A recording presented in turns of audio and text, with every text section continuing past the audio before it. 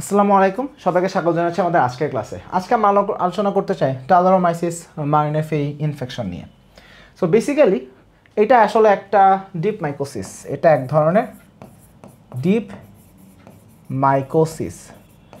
Normally এটা আসলে কিভাবে হচ্ছে আমরা আসলে দেখি যে সাধারণত একটু এশিয়ার দিকে আমরা একটু দেখি যে একটু ইস্টের দিকে একটু এইরকম এশিয়াতে আমরা আসলে নর্মালি দেখি এটা একটা dimorphic type of fungal agent, যেটার যখন সয়েলে যখন থাকে তার আসলে ফিলামেন্টাস বা মোল্ড আকারে থাকে এবং হোস্টে আসলে তার আসলে ইস্টের মতো হয়ে যায়। সেটা ডাইমরফিক ফাঙ্গাল এজেন্ট, যাদের যে স্পোরগুলো আছে যে কনিডিয়া বলি আমরা।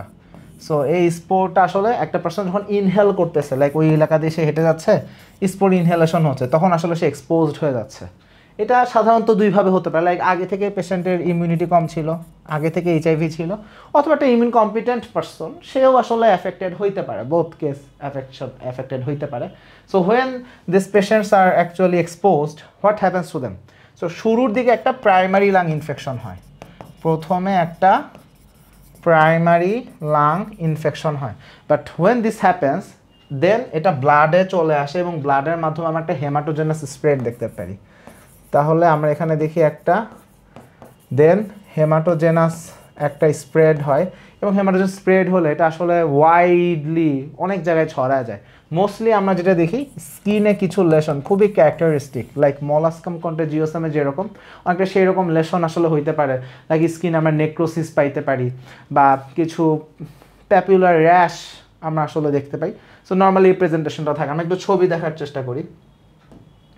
সো এই ছবিটা দেখি। সো এই যেখানে প্যাপুলার এরকম র্যাশগুলো দেখতেছি ওয়াইড স্প্রেড, একটু নেক্রোসিস থাকতে পারে জায়গায় জায়গায়। সো এরকম প্রেজেন্টেশন থাকে, এবং if you look closely molluscum contagiosum almost দেখতে প্রায় একই রকম।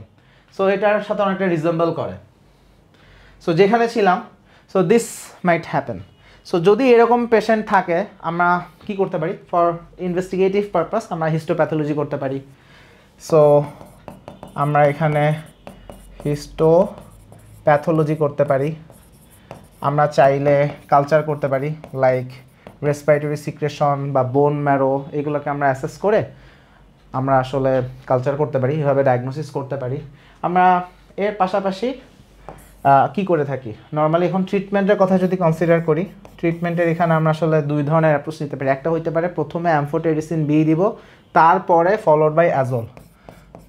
তাহলে অ্যামফোটেরিসিন বি এটা দিয়ে শুরু করলাম, দেন পেশেন্টকে অ্যাজল গ্রুপের ড্রাগ দিলাম, যেমন কি ইট্রাকোনাজল আমরা দিয়ে থাকি নর্মালি। সো ইট্রাকোনাজল, অথবা এমন হইতে পারে যে শুধু এককভাবে ইট্রাকোনাজল দিলাম, সেটাও হইতে পারে। সো আমরা একটু ডেভিডসনে আসি, আমরা দেখি ডেভিডসন কীভাবে এটাকে বলছে।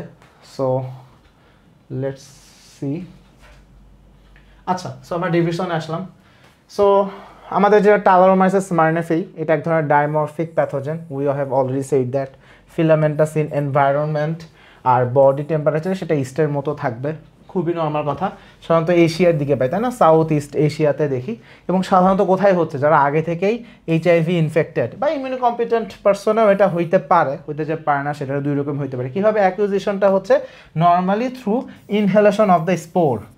এনভায়রনমেন্টে যে স্পোর থাকে এটা ইনহেলেশনের মাধ্যমে হয়, এবং যখন ইনহেলেশন হচ্ছে দেন আমরা কি দেখি? একটা প্রাইমারিলি একটা লাং ইনফেকশন হয়, বাট এটা এখানেই থেমে থাকে না। এটা এরপরে আমরা দেখি যে একটা হেমাটোজেনাস স্প্রেড হচ্ছে, হেমাটোজেনাস ডিজামিনেশন হচ্ছে, অ্যান্ড দেন আমরা দেখি যে পুরো ওয়াইড স্প্রেড জেনারেলাইজ একটা প্যাপুলার র্যাশ থাকে, যেটা অনেকটা আমরা দেখব যে প্রোগ্রেসিভলি সেখানে নেক্রোসিস থাকছে, আলসারেশন থাকছে, এবং অনেকটা আমরা কি বলতে পারি যে খুব ক্যারেক্টারিস্টিক ফিচার মলাস্কাম কন্টাজিওসাম যেটা, সেটার মতো দেখতে অনেকটা লাগে। আমরা অলরেডি ছবি দেখে দেখাইছি। সো ইফ দিস হ্যাপেন্স আমরা কি করতে পারি? ডায়াগনোসিসের জন্য আমরা হিস্টোপ্যাথোলজি করতে পারি, আমরা কালচার করতে পারি। সো স্যাম্পল কী নিব? রেসপিরেটরি সিক্রেশন নিতে পারি, ব্লাড নিতে পারি, ইনফেক্টেড ক্লিনিক্যাল ম্যাটেরিয়াল নিতে পারি, যেমন স্কিন লেশন নিতে পারি, বোন ম্যারো নিতে পারি, সো বায়োপসি নিতে পারি। সো এইগুলোর উপর আমরা বেস করে হিস্টোপ্যাথোলজি, কালচার এগুলো আমরা করতে পারি। তাহলে এটা আমাদের ইনভেস্টিগেশন। এবার সে ট্রিটমেন্ট। সো ট্রিটমেন্ট কি? দুইটা অ্যাপ্রোচ। এক হচ্ছে অ্যামফোটেরিসিন বি দিয়ে শুরু করলাম, এবং সেটার পরে আমি ইট্রাকোনাজল দিলাম, এবং সিভিয়ার ইনফেকশনে এইটাই করা হয়। বাট যদি সিভিয়ার না, মাইল্ড মডারেট লেভেলে আছে, তখন শুধু ইট্রাকোনাজল, এককভাবে শুধু ইট্রাকোনাজল দিলেই হবে। নর্মালি সিভিয়ার কেস হলে অ্যাম্ফোটেরিসিন বিটা সেখানে অ্যাড হচ্ছে।